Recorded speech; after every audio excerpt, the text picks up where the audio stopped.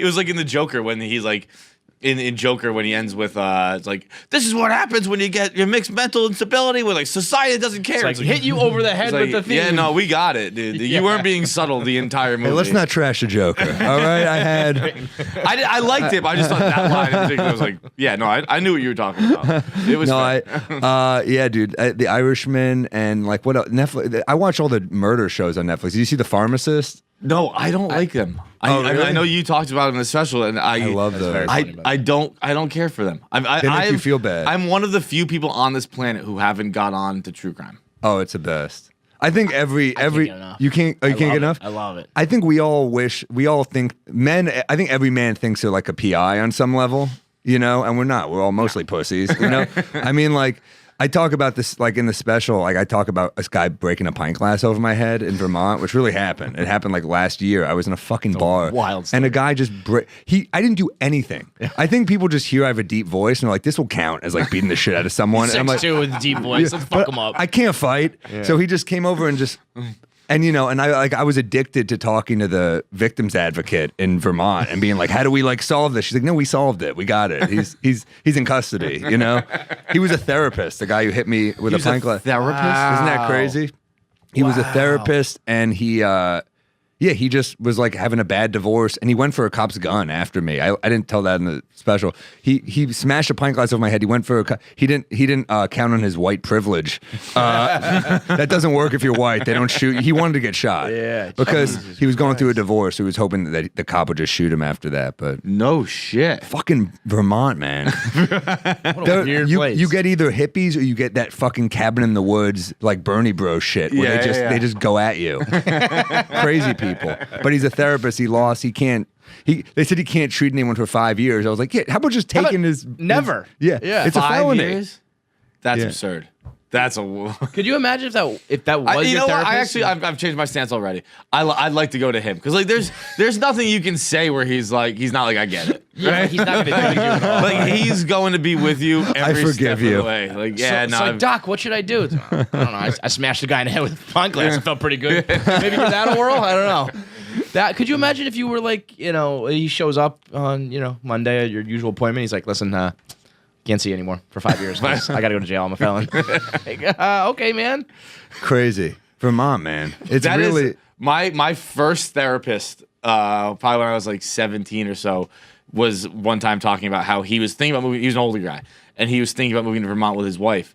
And he went to visit. I forget what town it was, and he went to visit it in order to kind of get a feel and meet the people and see what, because he wasn't going to retire. He just was going to move there. I'm talking to anybody who doesn't like to go shopping, doesn't like to cook, and doesn't want to do dishes. What do? You can either order food, that costs a lot of money, or you can eat frozen meals, but those always suck. And then along comes Factor with microwave meals, and I don't know how they do it, but they are delicious. Whether you're talking about filet mignon or Baja chicken or buffalo chicken dip, breakfast, lunch, or dinner, all you do is pop it in the microwave. Somehow you can microwave salmon and it still tastes delicious. I don't know how it works, but it does, and it has solved all of my problems. So go to Factor Meals, click the link below, and start getting your meals delivered today.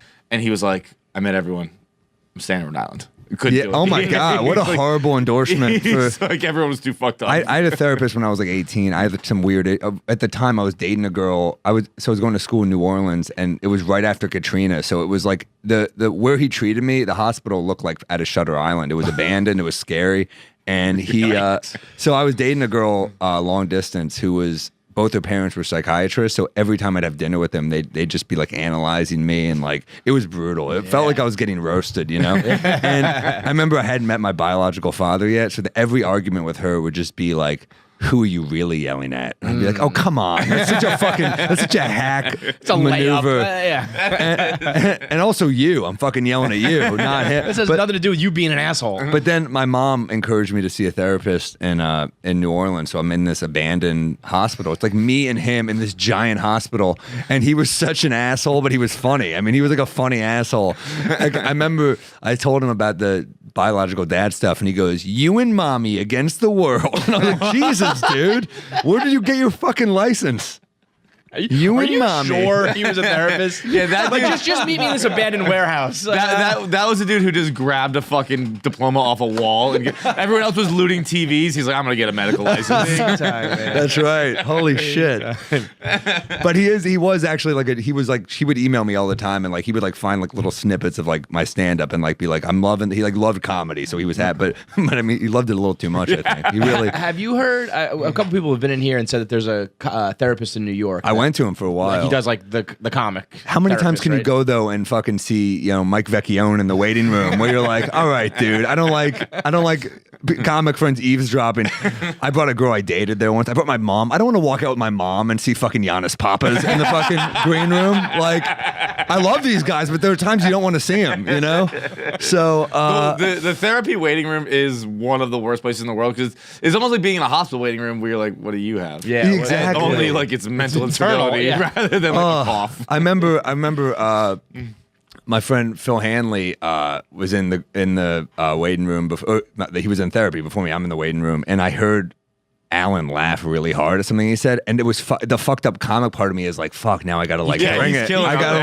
like I gotta follow this shit. Like it's like there were so many comics. Yo, this guy, he's just getting free comedy shows. He's not a therapist. He's just in it for the jokes. He's the real life Dr. Katz. Remember that show? It was Yeah. a great show. It introduced me to every comic, and then you're like, holy shit. And then you start seeing like younger comics there, and you're like, who recommended him? It's like The Cellar. You're like, how did he get past at Allen,